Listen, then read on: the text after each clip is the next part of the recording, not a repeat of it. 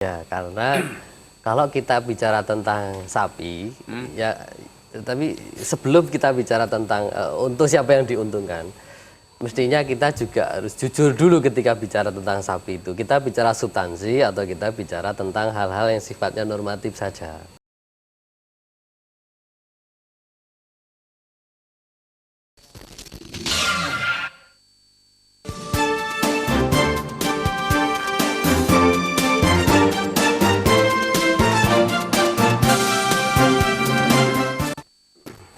Salam Indonesia, selamat sore. Kembali bersama saya Hazam Sokadam di Bincang hari ini sore. Dan kalau tadi kita bicara soal dinamika alam, kita juga di sore ini masih bicara tentang alam, cuma alam dan seisinya. Seisinya itu antara lain sapi, ya. Ini menarik, kenapa? Karena kita lihat sapi ini yang kemudian sering menjadi komoditi banyak hal. Katakanlah begini, di zaman dulu pernah ada yang nama istilahnya politik dagang sapi, ya kan? Kemudian muncul lagi sapi perahan. Di kambing pernah ada kambing hitam, tetapi di sapi tidak pernah ada nyebut sapi hitam. Tetapi persoalannya memang banyak sapi hitam yang konon itu juga kadang diimpor dari negara lain. Tapi kita nggak tahu kenapa sekarang kebijakan impor yang katanya pemerintah itu melarang secara tegas impor. Tapi faktanya apakah impor ini konsisten dilaksanakan atau justru sebaliknya? Dan ini menjelang puasa biasanya daging juga naik, sembako juga naik. Nah sekarang harga daging sapi ini kira-kira akan naik atau akan ada keajaiban turun gitu di menjelang bulan puasa. Baik, kita akan bahas bersama para pakar kesapian gitu ya, saya harus sebut kesapian. Gitu. Baik, ada dosen Fakultas Peternakan UGM, ada Pak Bambang, swiknya Pak Bambang. Selamat sore Pak. Selamat sore Mas Adam. Baik. Ya. Kok tampak ceria kenapa ini? Tampak ceria juga, Oh Pak? iya, karena kita baru saja mendengarkan sapi tadi kan. Sapi jadi, gitu ya. iya. Oke, baik.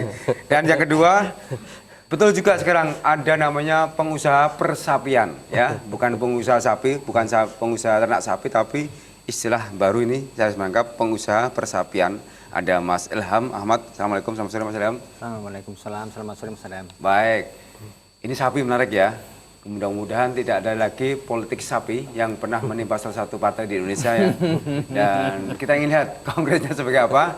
Dan pemirsa, nanti saya mengundang Anda lagi di sesi kedua di line telepon 0274 451 666 atau di 0274 451 777.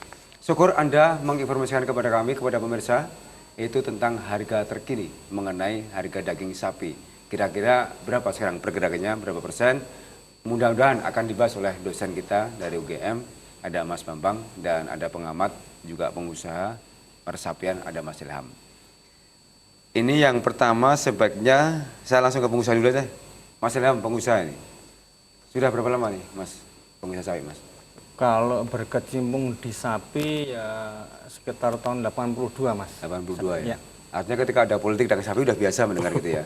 Kelihatannya mungkin sewaktu kita masih SD aja buku yang kita baca itu udah politik dagang Oh, sapi. udah politik dagang sapi gitu ya? Saya masih teringat banget itu ya. Dan ternyata memang bener ya? Sampai saat ini ternyata idiom itu masih mungkin banyak yang melakukan malahan, apalagi yang di Senayan mungkin ya. Oke, masih gitu ya? Oke, Mas Ilham, tapi sekarang kita bicara menarik. Apa yang sebenarnya menarik dari kalau kita mengangkat soal sapi? Sapi ini kan kalau kita lihat ini kan suatu yang sangat cantik ya. Bisa dilihat dari pengusaha cantik juga, bisa dilihat dari para bakul sapi juga cantik juga, para politikus juga sapi asik juga gitu. Kalau kita konkretnya di lapangan sekarang sapi ini apakah kita ini masih kekurangan sapi atau sudah surplus atau ada cerita apa ini Mas Ilham? Oke, gini Mas Adam ya. Memang kalau kita bicara sapi apalagi sampai ke ranah yang lebih jauh mungkin ke level pemerintah dan lain sebagainya, mungkin termasuk kita level ke ekspor impornya, memang kelihatannya tidak akan pernah ada habisnya, terus terang aja gitu Mas Adam ya. Kalau kita bicara secara kebutuhan ya terus terang Indonesia itu kan dengan jumlah penduduk yang 250 juta dengan luas wilayahnya yang sangat luar biasa, tapi ibaratnya boleh dibilang kita itu tikus mati di lumbung padi. dengan potensi alam maupun potensi kekayaan Indonesia. Kenapa? Sampai saat ini impor kita itu tiap tahun semakin naik. Artinya bahwa serapan pasar sebenarnya kita itu untuk khususnya untuk daging sapi itu tiap tahun kebutuhan meningkat, tapi suplainya malah menurun untuk kemampuan dalam negerinya. Makanya kita angka kuota impor itu naik terus. Itu memang di sistem seperti itu atau ada sekitar lain sebenarnya? Kalau kita bicara, kita lihatnya coba kita melihat ini, coba kita pilah-pilah ya, atau kita proporsional melihatnya. Yang jelas pada saat ini kita karena kenaikan impor tiap tahun meningkat, jumlahnya meningkat terus, kebutuhan juga meningkat. Sebenarnya kita juga yang perlu kita jadi pertanyaan. Selama ini mungkin pemerintah kemarin dengan target mau bersuasembada daging, mungkin dari tahun 2005, 2010 terakhir di 2014 kemarin, Pak Bambang ya. 17, sekarang 2017. Nah, sampai sekarang kita mau target di 2017. Tapi kelihatannya target dari pemerintah itu kok kelihatannya boleh dibilang, kita tidak pesimis ya Mas, tapi boleh dibilang kok kelihatannya semakin jauh malahan. Artinya dengan populasi yang ada di peternak sendiri, khususnya sapi, itu saya melihat tuh tiap tahun malah berkurang. Mungkin pemerintah punya data bahwasanya kita itu punya sapi 16 juta. Tapi setelah kita hitung realnya mungkin ya setelah mungkin saat ini mungkin ada pengurangan sekitar 12 juta. Dan 12 juta ini sebenarnya masih tanda tanya kita. Benar nggak kita punya 12 juta? Karena populasi, kita bicara populasi yang kita lihat di masing-masing daerah, khususnya yang kita bicara wilayah Jakarta sendiri, kemungkinan kita di kabupaten yang saya tinggal atau mungkin di kecamatan ataupun kelurahan yang saya tinggal, itu kalau kita bicara dari data yang disampaikan ataupun data yang ada pada dinas, itu kelihatannya ada sekitar 50% kalau saya nggak salah yang pengurangannya. Pengurangannya. Ya. Pengurangannya ini akibat memang tidak lagi ada peternak atau barangkali memang ada faktor lain misalnya. Banyak faktor Mas. Faktor lain. Banyak faktor. Tapi bukan fiktif kan? Bukan fiktif kan? Enggak, kita nggak fiktif. Artinya kalau sebenarnya mohon maaf kalau kita mau jujur ya ini, mungkin justru data yang ada di pemerintah itu perlu direvisi, perlu dievaluasi lagi. Karena apa? Data sebagai alat, sebagai penentu, alat sebagai pengambil kebijakan selama ini kelihatannya tidak pas. Artinya kita bicara data yang valid, data yang real dengan data yang sekarang ada, kelihatannya kok menyimpangnya jauh banget. Mas Abang, ini Anda bukan wilayah politik, tetapi ini kaitannya karena ada politik dagang sapi, kemudian politik sapi dan sebagainya, Mas. Kalau kita bicara sapi, ada import, ada kemudian kita sapi sendiri. Siapa yang diuntungkan sebenarnya? Kalau bicara tentang siapa yang diuntungkan, ya sebenarnya kalau dalam pandangan saya boleh dikatakan semuanya untung. Oke. Ya, karena kalau kita bicara tentang sapi, ya, tapi sebelum kita bicara tentang untuk siapa yang diuntungkan, mestinya kita juga harus jujur dulu ketika bicara tentang sapi itu. Kita bicara substansi atau kita bicara tentang hal-hal yang sifatnya normatif saja.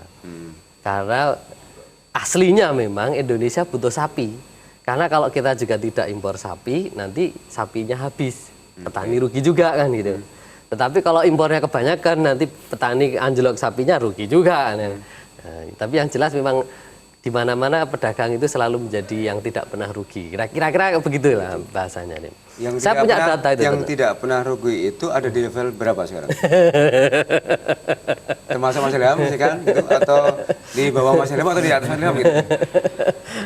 Nah, tapi kejadiannya, mohon maaf saya potong ya kejadiannya. Banyak sekarang pedagang itu yang bangkrut. Nah, kenapa kan gitu? Tadi Pak Bambang bilang bahwasanya pedagang di satu level yang di tengah-tengah, artinya dia tidak bisa rugi kan gitu. Tapi kenapa banyak pedagang bangkrut?